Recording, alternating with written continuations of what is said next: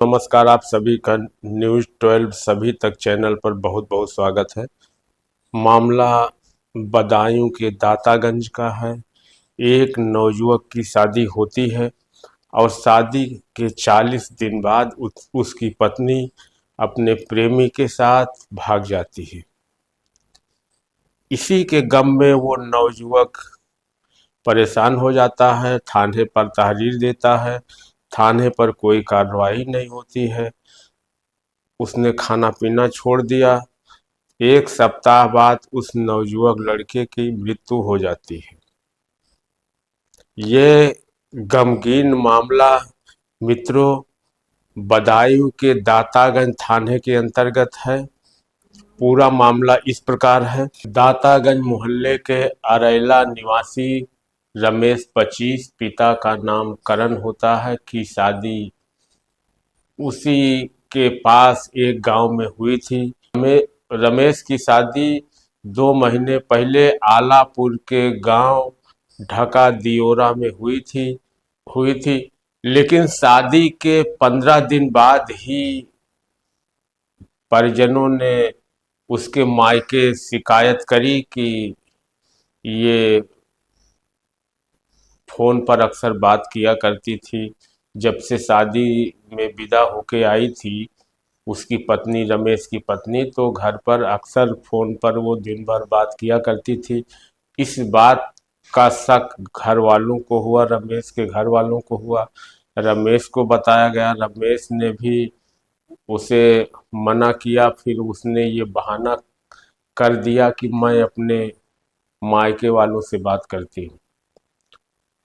लेकिन जब रमेश धीरे धीरे पता करने लगा तो उसको पता चला कि इसका संबंध उसी के गांव के एक युवक से है और उसी से ये प्रायः बात करती रहती है। तो ये सब जानकारी रमेश को हो गई थी। और इसके बाद अब चूंकि रमेश मजदूरी करता था तो अब ज़्यादा दिन तक घर पे रह नहीं सकता था। शादी के लिए आया था घर पे। 1 महीने के आसपास वो घर पे रहा, 1 डेढ़ महीने। और शादी के बाद वो फिर 22 मई को पंजाब चला गया मजदूरी करने कमाने के लिए। 10 जून की देर रात रमेश की पत्नी अपने प्रेमी के साथ घर में रखे 27,000 रुपये नकद, चांदी चांदी सोने के जेवर सहित लगभग 2.5 लाख रुपए का सामान लेके अपने प्रेमी के साथ भाग गई। और इसकी सूचना जब रमेश को दी गई तो रमेश पंजाब से भागकर आया, गांव पहुंचा। और गांव आकर उसने थाने पर इसकी तहरीर दी पुलिस को। संबंधित थाने पर इसकी दातागंज थाना लगता है। दातागंज थाने पर उसने इस मामले की सूचना दी।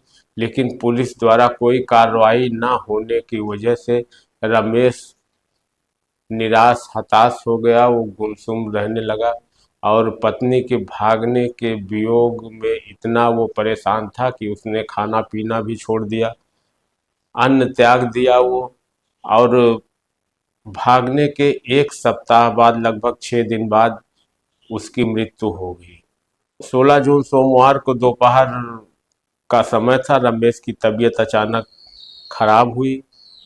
क्योंकि खाना पानी वो 1 सप्ताह से खा पी नहीं रहा था। घर वालों ने समझाया बुझाया भी, लेकिन वो उसको एक इतना शॉक लग गया था पत्नी के भागने का कि वो उसे बर्दाश्त नहीं कर पाया।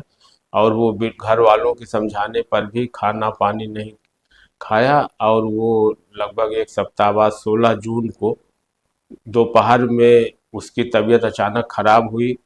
सोमवार को दोपहर में उसकी तबीयत खराब हुई अचानक, और वो घर वाले उसको अस्पताल ले गए, वो खत्म हो गया। उधर परिजनों ने जब रमेश खत्म हो गया सोमवार को दोपहर में उसकी तबीयत अचानक बिगड़ने की वजह से, तो परिजनों ने उसका अंतिम संस्कार भी कर दिया। बता दें कि रमेश 3 भाइयों में सबसे छोटा था और दातागंज थाना प्रभारी के अनुसार कि कोई तहरीर अभी तक पुलिस को नहीं मिली थी इस बाबत। तो ये सब वाकयात हमारे समाज में, हमारे देश में इस समय लगातार हो रहे हैं। एक पर एक घटनाएं इस संबंध में होती जा रही हैं। कोई शादी के 1.5 महीने बाद भाग जा रहा है, तो कोई 40 दिन बाद भाग जा रहा है, कोई शादी की सुहाग रात में ही फांसी लगा ले रहा है। ये सब घटनाएं इधर ताबड़तोड़ आपको सुनाई पड़ रही होंगी और मीडिया में भी आ रही हैं। तो दोस्तों, ये बात ये नहीं समझ में आती है कि आजकल के इस तरह ये मिजाज की लड़कियों को या लड़कों को, जिनके दिमाग पे प्रेम रोग हावी है, जिनके दिमाग पे प्रेम रोग हावी है, फिर वो शादी क्यों कर लेते हैं? वो अपने माँ बाप के दबाव में माँ बाप को क्यों नहीं बताते हैं कि मुझे अपने प्रेमी से शादी करनी है, अपने प्रेमी के साथ रहना है? उनको पहले ही शादी से इनकार करना चाहिए और शादी नहीं करनी चाहिए। शादी करके वो तो प्रेम, उनके ऊपर तो प्रेम रोग हावी है, वो प्रेम रोग के शिकार है। लेकिन जिस लड़के से शादी किया उसका जीवन बर्बाद कर दिया, उसका भी घर बर्बाद कर दिया। तो वो खुद बर्बाद हैं और एक दूसरा घर भी वो बर्बाद कर रहे हैं इस तरीके से समाज में शादियां करके। तो ऐसे मामलों पर, ऐसे केसों में अब सख्त कार्रवाई की जरूरत है, वरना ये प्रेम रोग और प्रेम रोगी पूरे देश को, पूरे समाज को ये धीरे धीरे ये बर्बाद करते रहेंगे। और एक दिन ऐसा आएगा कि कोई भी नवयुवक, सीधा साधा कमाने खाने वाला लड़का, वो बिल्कुल शादी से डरेगा और शादी करने के लिए तैयार ही नहीं होगा। तो सरकार को इन सब चीज़ों पे अब ध्यान देने की ज़रूरत है। वैसे दोस्तों, आप क्या समझते हैं इस तरीके से की घटनाओं पे? प्लीज़ कमेंट में ज़रूर करिएगा और कमेंट में लिखिएगा कि आपके अंदर जो भी होगा वो कमेंट में लिखिएगा और वीडियो को शेयर कर दीजिएगा अगर वीडियो पसंद आई तो। मिलेंगे हम किसी नेक्स्ट वीडियो में नई अपडेट के साथ। धन्यवाद।